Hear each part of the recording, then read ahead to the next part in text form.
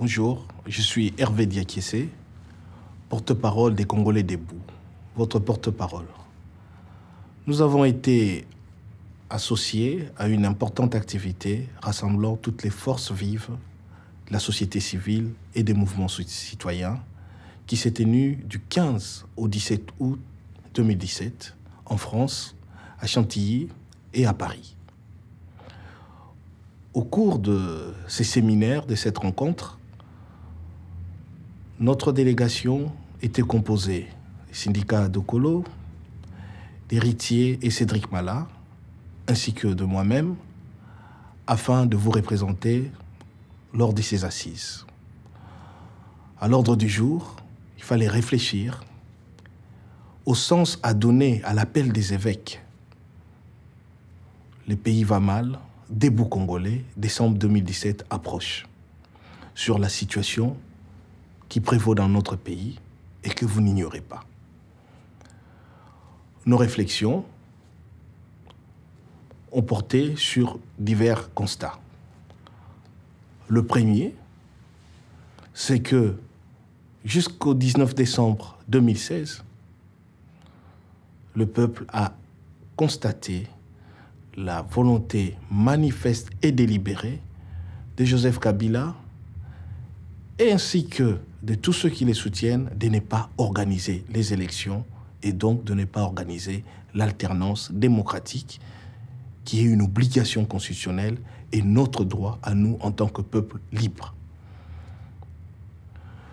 L'autre constat auquel nous avons abouti est que, malgré la signature de l'accord du 31 décembre 2016, qui lui accordait donc un mandat d'une année dans l'unique optique d'organiser les élections et d'avoir un successeur, nouveau président, au 31 décembre 2017, Joseph Kabila a foulé aux pieds tous les termes de cet accord.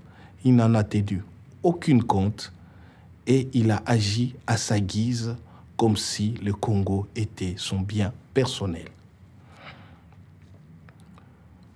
Le troisième constat auquel nous avons abouti. Le président de la CENI, Corneille Nangaa, a annoncé publiquement qu'il ne pourra pas organiser les élections en 2017. Nous parlons bien des élections présidentielles.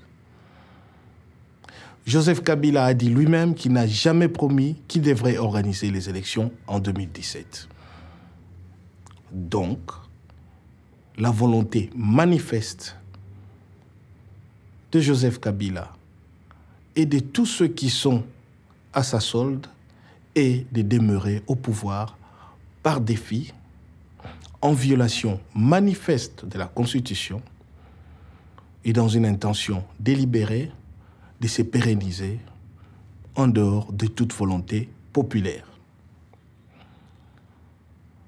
Que ce soit la non-organisation des élections en 2016, le refus de respecter l'accord et l'aveu clair de la non-organisation des élections en 2017, tous ces éléments nous amènent à constater aujourd'hui que nous avons affaire à un pouvoir qui se maintient et s'exerce en violation manifeste de notre Constitution. Que devrons-nous faire à partir de ces prémices? Le constat est évident et la conclusion est simple. Notre Constitution nous fait obligation.